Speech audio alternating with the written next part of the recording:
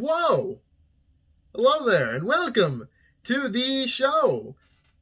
And today is the St. Patrick's Day special. For today, we were supposed to have a guest.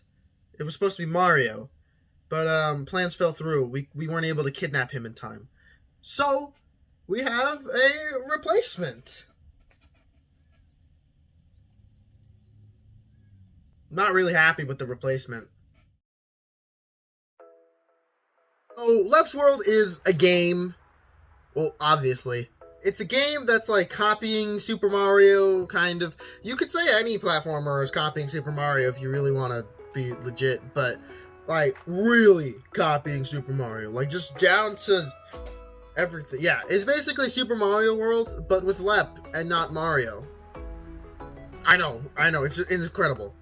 When I was a kid, I actually really liked the Leps World games. I would grab my dad's Samsung Galaxy S5 and just kind of go to town on Minions Rush and Leps World. And I thought, it's St. Patrick's Day! And, oh god, I'm lonely. But I'm only going to take the first thought into consideration today. So, let's look at Leps World. I know there's like a series, I think. I really couldn't find. Like, I know there was Leps World 2 and 3, but I couldn't find it for the life of me. So, today we're just going to look at the first one. I don't really care about the rest. They're basically the same thing anyway, so who cares?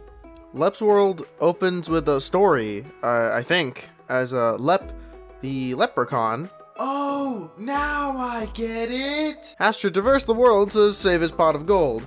I think. These two comic book pages don't really make much sense to me. Who knows? They probably do make sense. I just stopped caring a long time ago, like almost 18 years ago at this point. But the story doesn't matter. Apparently you play as an old man, I think, or like a little leprechaun, which I always appreciate.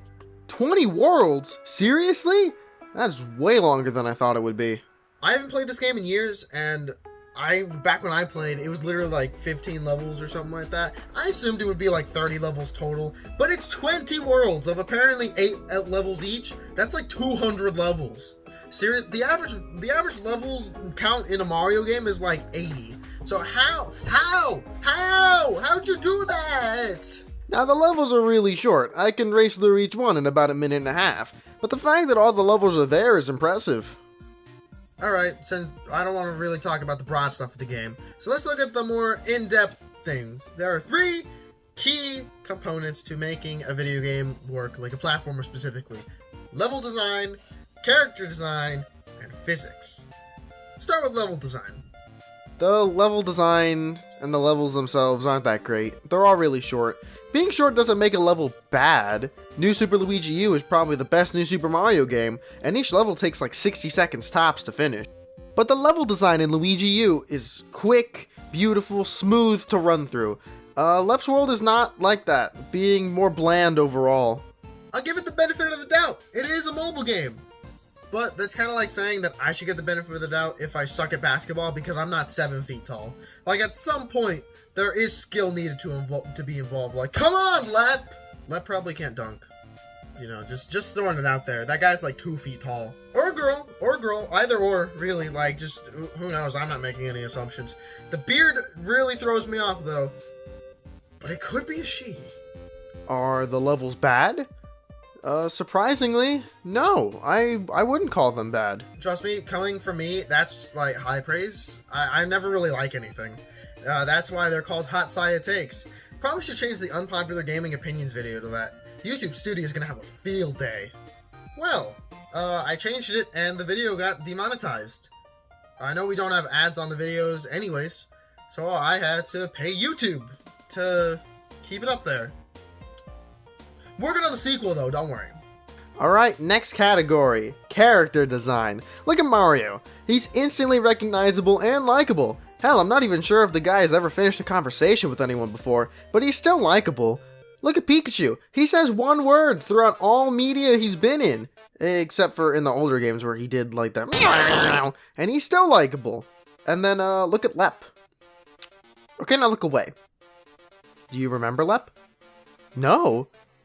Well, good, because neither did I. Lep just seems boring. He's cute, I guess. Not in that way. Other than that, he's just bland. Look at these four right here. They literally look exactly the same. If he wasn't in the front and this guy wasn't blue, I wouldn't be convinced that this is Lep. A lot of people would say, ugh, the Mario Bros look the same, so who cares? In the beginning, yeah, they did. But since the early 2000s, they've gotten, like, so different to where they barely look alike at all. You can tell they're brothers, kind of.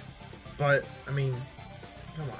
And, like, it's not even like Lep's world isn't that detailed. Like, yeah, they're 2D sprites, but they're pretty detailed 2D sprites. You don't see anybody going up to Mario and Luigi being like, ah, who's who? So Lep's character design is distinctly not that great. Not bad, but let's look at the details here. What the hell are these shoes? Dude, that's Mario's shoe! Literally just a copy-paste of the jump attack icon from Paper Mario. I don't like this. Why is his hair from his head to his beard just one solid piece? I don't mean connected. A lot of beards connect to the hair on the head. But good-looking beards aren't just a singular slab down the side of the face. I know it's a 2D sprite that can't have too much detail, but it just looks ugly. It doesn't even look like they tried to even make it look like a real beard. It's literally just a crescent on the side of his face. The rest of his design is just leprechaun getup.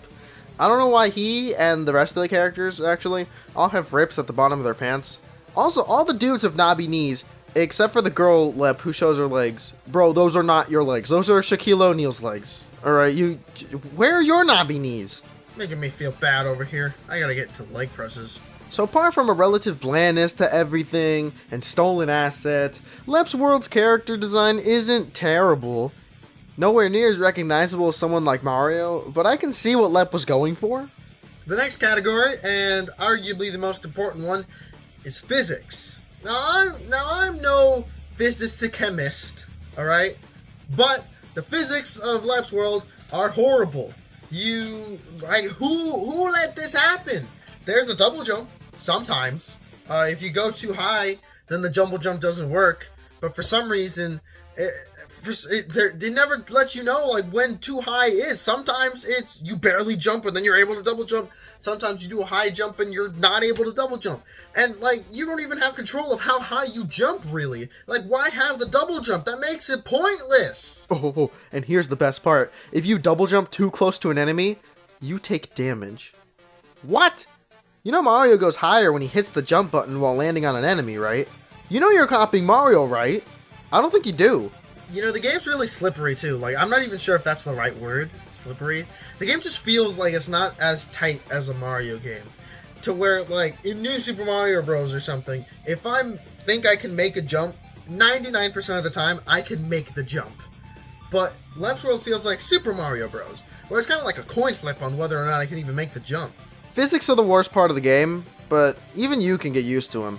I mean, you can even get used to Sonic 06's physics if you tried hard enough. At that point, anything is possible. Except for enjoying Sonic 06, that's not really possible.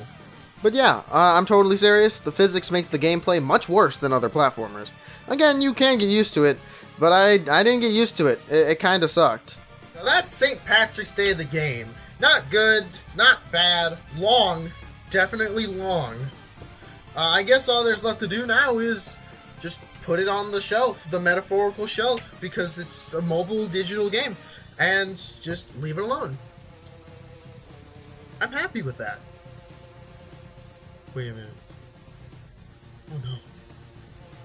There are sequels to this.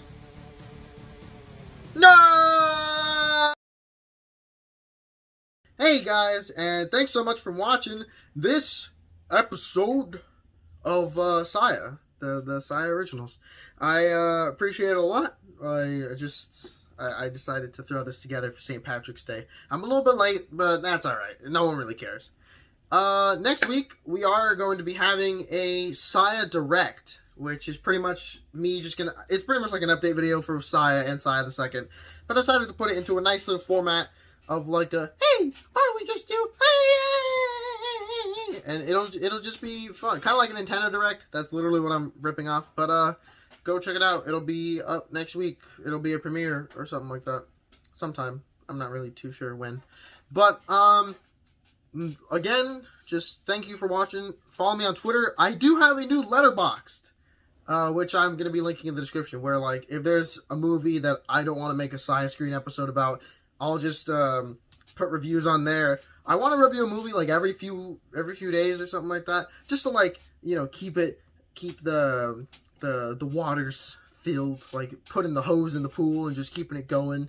It's kind of like that. Just make sure it doesn't get too low. And also subscribe.